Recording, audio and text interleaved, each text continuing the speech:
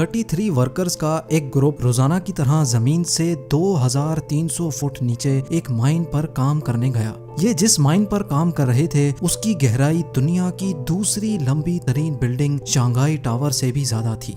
इस माइन में जाने का सिर्फ यही एक रास्ता था और बदकिस्मती से वापस आने का भी यही रास्ता था। माइन के बॉटम पर जहां वर्कर्स काम कर रहे थे वहां का टेम्परेचर काफी ज्यादा था और ऑक्सीजन बहुत ही कम। इस दिन माइन के अंदर सारे ऑपरेशंस रोजाना की तरह ही चल रहे थे, लेकिन फिर कुछ ऐसा हुआ जिसने इन वर्कर्स की जिंदगी पूरी तरह से बदल दी। जेम टीवी की वीडियोस में एक बार फिर से खुशामदीद। नाज़रीन, ये दिन था 5 अगस्त 2010 का, जब चिली के एटाकामा डेजर्ट के बीचों बीच एक माइन पर कॉपर और गोल्ड की माइनिंग का काम चल रहा था। ये माइन सेंट जोस के नाम से जानी जाती थी, जिसको एक प्राइवेट कंपनी ऑपरेट कर रही थी। माइन का बॉटम जमीन से 2300 फुट नीचे था, जहां तक जाने का रास्ता एक स्पाइरल ट्रैक था, जिसमें जीप्स की मदद से वर्कर्स और माइनर्स को रोजाना इसके बॉटम तक पहुंचाया जाता था। 120 साल पुरानी इस माइन में हर साल 30 से 40 वर्कर्स अपनी कीमती जानें खो बैठते थे और 5 अगस्त 2010 वाले दिन भी इसमें 33 लोग मौजूद थे।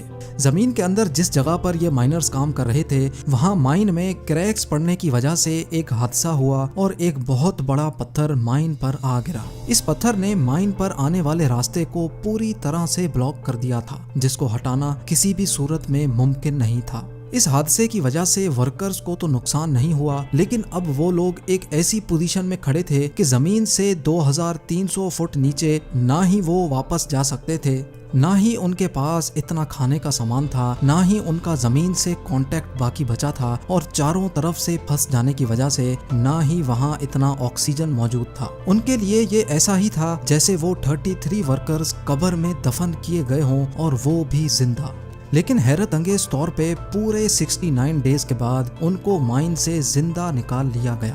पर आखिर ये मुमकिन कैसे हुआ? अपने साथ सिर्फ एक वक्त का खाना लेकर जाने वाले पूरे 69 डेज तक जिंदा कैसे रहे? कैसे इतने लिमिटेड ऑक्सीजन में उन्होंने गुजारा किया? और जिस माइन को खोदने में पूरे 120 साल लगे थे, उसके बॉटम में फंसे वर्कर्स को निकालने के लिए इंजीनियरिंग टीम को किन किन मुश्किलात का सामना करना पड़ा? ये सब आप जान सकेंगे आज की इस वीडियो में। तो आइए आगे बढ़ते हैं। Challenge number 1। ये खतरनाक कोलैप्स दोपहर 2 बजे हुआ था और उसकी शिद्दत इतनी ज्यादा थी कि ना सिर्फ माइन के एंट्री पॉइंट से मिट्टी का धुआं निकला था, बल्कि उसने आस पास के इलाके को भी हिला कर रख दिया। ये खबर पूरे चिली में आग की तरह फैल गई। माइनिंग कंपनी ने फौरन इमरजेंसी अलर्ट जारी कर दिया। सबको यही फिक्र खाई हुई थी कि उनके प्यारे जिंदा हैं या नहीं, लेकिन उसके लिए जरूरी था कि माइन के अंदर जाकर देखा जाए। माइनिंग कंपनी का कहना था कि इस कोलैप्स की वजह से माइन काफी कमजोर हो चुकी है और उसके अंदर जाना खतरे से खाली नहीं है। इसी वजह से माइनिंग कंपनी ने रेस्क्यू ऑपरेशन करने से इनकार कर दिया। जैसे जैसे वक्त गुजरता जा रहा था, वैसे वैसे माइन में फंसे वर्कर्स के बचने की उम्मीद भी खत्म होती जा रही थी।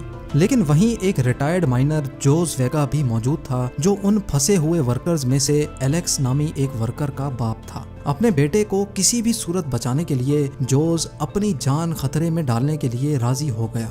Challenge number 2। जब रिटायर्ड माइनर जोस अपनी गाड़ी में माइन के अंदर एंटर हुआ तो वहां का मंजर बिल्कुल ही अलग था। जोस का कहना था कि जगह जगह माइन में गहरे क्रैक्स पड़े हुए थे और अभी तक छोटे मोटे पत्थर गिरने का सिलसिला जारी था। जोस जानता था कि माइन बहुत कमजोर है और किसी भी वक्त उसको नुकसान पहुंचा सकती है, लेकिन फिर भी वो अंदर जाता रहा। थोड़ा आगे जाकर जोस ने जो देखा वो उसके लिए यकीन करना बहुत मुश्किल था। उसका रास्ता एक मेगा स्टोन ने रोक लिया था। ये वही पत्थर था जिसने पूरी माइन को कोलैप्स किया था, और ये कोई आम पत्थर नहीं बल्कि ये डायोराइट का बहुत बड़ा पहाड़ था। डायोराइट एक ऐसा स्टोन है जो ग्रेनाइट से भी 2 गुना ज्यादा हार्ड होता है। एक अंदाजे के मुताबिक ये पत्थर 7 लाख टन जितना वजनी था, यानी इसका मास दुनिया की सबसे ऊंची बिल्डिंग बुर्ज खलीफा के मास से भी ज्यादा था। अब ये तो तय था कि किसी भी सूरत में ना ही इस पत्थर को काटा जा सकता है और ना ही इसको हटाया जा सकता है। लेकिन क्योंकि जोस ने कई साल इसी माइन में काम किया था, इसी वजह से उसको मालूम था कि इस माइन में वेंटिलेशन टनल भी मौजूद है जो सीधा माइन के बॉटम तक जाता है। लिहाजा जोस ने सर्च पार्टी इकट्ठी की और वेंटिलेशन शाफ्ट से माइन के अंदर जाने की तैयारी शुरू कर दी। अभी वो लोग ये तैयारी कर ही रहे थे कि अचानक एक जोरदार धमाका हुआ। یہ تھا سیکنڈ کولیپس، اور اس کولیپس نے وینٹیلیشن شافٹ کو بھی کرش کر دیا تھا۔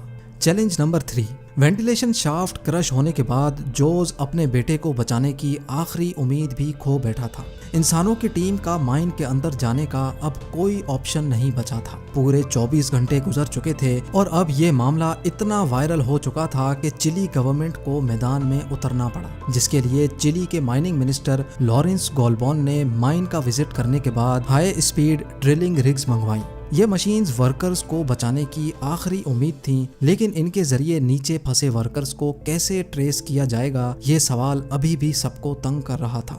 آپریشن ہیڈ راؤل ڈگنینو نے فیصلہ کیا کہ مائن کے 3 حصوں میں 6 انچ وائڈ ہول ڈرل کیے جائیں گے اور کیمرہ کے ذریعے وہاں پھنسے ورکرز کا سراغ لگایا جائے گا۔ لیکن ایک مسئلہ اور بھی تھا۔ آپریشن ہیڈ نے بتایا کہ زمین میں موجود ٹھوس پتھر ڈرلنگ پائپ کو اپنی لوکیشن سے ہٹا دیتے ہیں، جس کی وجہ سے ہم اپنا ٹارگٹ مس کر سکتے ہیں۔ یہ ایسا ہی تھا جیسے باسکٹ بال گول سے 2000 فٹ دور کھڑے ہو کر گول کا نشانہ لگانا، یعنی 100 باتوں کی ایک بات، اس ڈرلنگ سے ورکرز کو ڈھونڈنے کا چانس صرف اور صرف 1% تھا۔ لیکن کیونکہ اس کے علاوہ اور کوئی آپشن نہیں تھا اور جتنا ٹائم گزرتا جائے گا ورکرز کے بچنے کا چانس مزید کم ہوتا جائے گا، اسی وجہ سے ڈرلنگ کا کام اسٹارٹ کر دیا گیا۔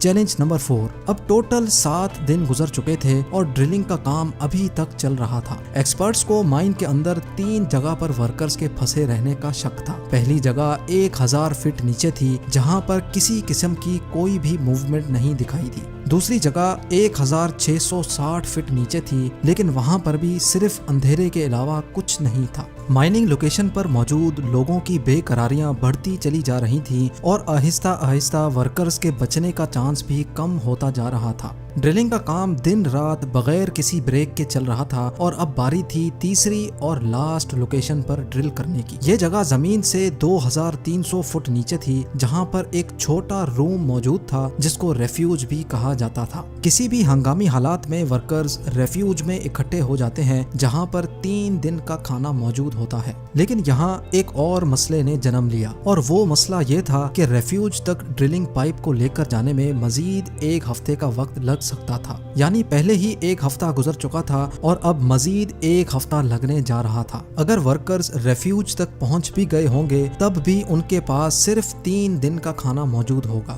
لیکن اب چونکہ اور کوئی چارہ نہیں تھا، اسی وجہ سے ڈرلنگ کا کام ایک بار پھر سے شروع ہو گیا۔ چیلنج نمبر 5، اب ایکسپرٹس کو ریفیوج تک ڈرلنگ پائپ پہنچانے کے لیے ایک خاص اینگل پر ڈرلنگ پائپ کو اندر بھیجنا تھا تاکہ وہ 2300 فٹ کے بعد سیدھا ریفیوج کو ہٹ کرے۔ لہٰذا ایک خاص اینگل نکالا گیا اور ڈرلنگ کا کام اسٹارٹ ہو گیا۔ مسلسل 7 دن کی ڈرلنگ کے بعد پائپ 2300 فٹ نیچے تو پہنچ گیا، لیکن وہاں پر بھی صرف اندھیرا ہی اندھیرا تھا۔ معلوم پڑا کہ پائپ کا نشانہ ریفیوج سے صرف 100 فیٹ دور جا لگا تھا۔ اب 14 دن گزر چکے تھے اور ورکرز کے زندہ رہنے کا چانس نہ ہونے کے برابر ہی بچا تھا۔ نا امیدی بری طرح پھیل چکی تھی اور آپریشن ہیڈ نے ریسکیو مشن ختم کرنے کا اعلان بھی کر دیا تھا۔ لیکن پھر چلی کے مائننگ منسٹر لارنس گولبون نے اپنی ذاتی کیلکولیشن سے ایک آخری بار ڈرل کرنے کی ریکویسٹ کی، لہٰذا اب آخری بار ڈرلنگ کا کام اسٹارٹ ہو گیا۔ مزید 3 دن کے بعد ڈرلنگ پائپ ایک بار پھر سے 2300 فٹ نیچے پہنچ گیا۔ ابھی پائپ کو نکال کر کیمرہ بھیجنا تھا، لیکن اچانک مائننگ منسٹر کو پائپ میں سے ایک عجیب سی آواز سنائی دی۔ پہلے تو لگا کہ شاید یہ پائپ پر پتھروں کے گرنے کی آواز ہے، لیکن پھر اسٹیتھوسکوپ لگا کر چیک کیا تو یہ ایسی آواز تھی جیسے کوئی انسان پائپ پر ہتھوڑے مار رہا ہو۔